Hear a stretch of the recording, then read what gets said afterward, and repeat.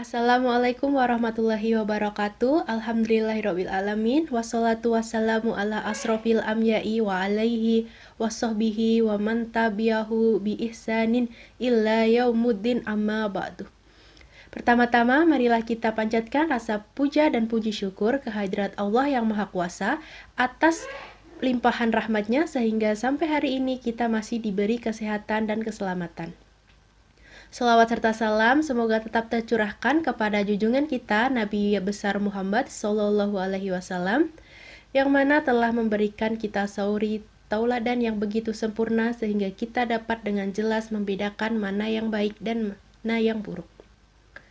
Teman-teman yang berbahagia, pada kesempatan kali ini izinkanlah saya menyampaikan sedikit materi mengenai peranan mahasiswa dalam penegakan akhlakul karimah di masyarakat.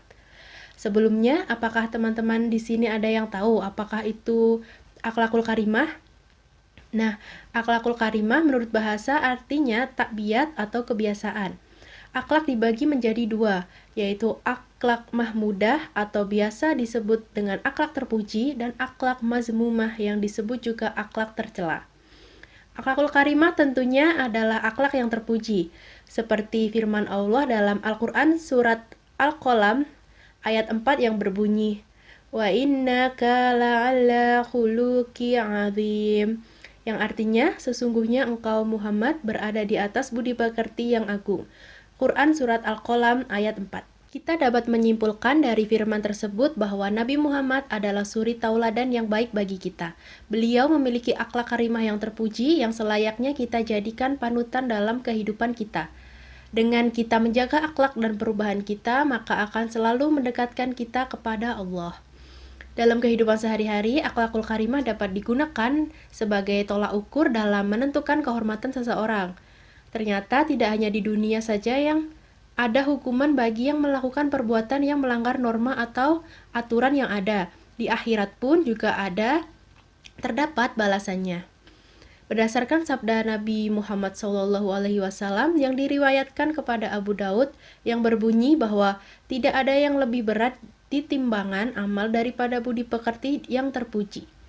Dari sini kita dapat mengetahui bahwa bukan dalam pergaulan atau masyarakat saja, kepada orang tua pun kita harus berakhlak yang baik. Mari mulai sekarang kita tingkatkan iman dan takwa kita kepada Allah dengan menjaga akhlakul karimah kepada semua orang. Hadirin yang dimuliakan Allah, jika kita lihat pada era modern ini, hal yang paling mendasar yaitu pendidikan. Pendidikan adalah modal yang amat dibutuhkan di kalangan pelajar sebagai generasi penerus bangsa. Etika dan moral selayaknya diterapkan sejak dini untuk membangun sumber daya manusia yang berakhlak mulia. Beberapa contoh yang tidak asing bagi kita, tidak sedikit para intelektual yang pintar, namun tidak dibarengi dengan moral yang baik. Mahasiswa memiliki peran dalam penegakan akhlakul karimah di masyarakat. Kita sebagai mahasiswa yang terpelajar harus bisa memberitahu atau bahkan bisa memberi contoh secara real berakhlak yang baik dalam bermasyarakat. Penegakan atau penanaman nilai-nilai akhlakul karimah merupakan suatu keharusan mutlak bagi kita mahasiswa. Sebab nilai-nilai akhlakul karimah menjadi pilar utama untuk tumbuh dan berkembangnya kehidupan yang mulia ditentukan oleh sejauh mana mahasiswa menjunjung tinggi nilai-nilai akhlakul karimah. Seorang mahasiswa cenderung lebih berani daripada seorang siswa sekolahan, dikarenakan faktor kematangan berpikirnya.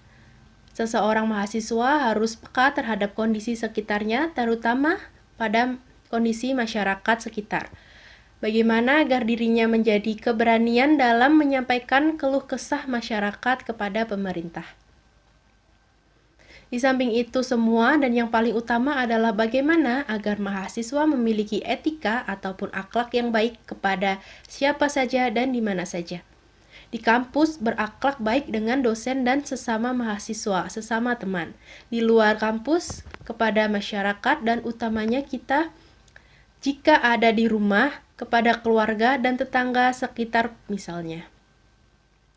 Akhlakul karimah merupakan buah yang dihasilkan dari proses penerapan ajaran Islam yang meliputi akidah dan syariah.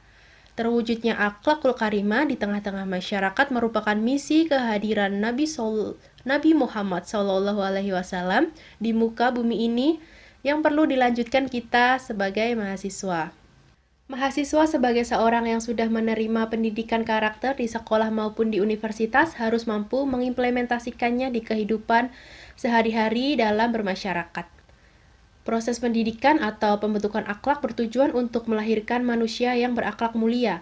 Akhlak yang mulia akan terwujud secara kukuh dalam diri sendiri apabila setiap 4 unsur utama kebatinan diri, yaitu daya akal, daya marah, daya syahwat, dan daya keadilan berjaya dibawa ke tahap yang seimbang dan adil sehingga tiap satunya boleh dengan mudah mentaati kehendak syarak dan akal. Akhlak mulia merupakan tujuan pokok pembentukan akhlak Islam ini. Akhlak seseorang akan dianggap mulia jika perbuatannya mencerminkan nilai-nilai yang terkandung dalam Al-Quran. Hal ini sesuai dengan surat Al-Baqarah ayat 83 yang berbunyi, La ta'buduna illallaha wa bil walidaini ihsana wa qurba wal yatama wal masakini wa qulu linnasi husnan, yang artinya janganlah kamu menyembah selain Allah dan berbuat baiklah kepada kedua orang tua, kerabat, anak-anak yatim, dan orang-orang miskin, dan bertutur katalah yang baik kepada manusia. Surat Al-Baqarah ayat 83. Teman-temanku semuanya, kita mahasiswa sepantasnya bisa menjaga akhlak dan moral kita dalam bermasyarakat. Menjaga moral dan akhlak yang baik merupakan sebuah tiang untuk mempertahankan kekokohan jiwa kita. Kembangkan moral, semangat, dan tekadkanlah untuk terus melangkah menggenggam impian. Gapailah kesuksesan untuk orang-orang di sekeliling kita yang begitu menaruh harap besar terhadap diri kita masing-masing. Wujudkanlah segala apa yang kita inginkan dengan segala apa yang kita miliki, salah satunya dengan akhlakul karimah, sebagaimana yang telah dicontohkan oleh baginda Nabi Muhammad SAW. Demikian yang dapat saya sampaikan. Apabila terdapat khilaf dan salah dalam tutur kata, saya mohon maaf yang sebesar-besarnya. Kepada Allah lah tempat kembali dan memohon ampun. Subhanakallahumma wa bihamdika asyhadu alla ilaha illa anta astaghfiruka wa atubu ilaik. Sekian dari saya. Wassalamualaikum warahmatullahi wabarakatuh.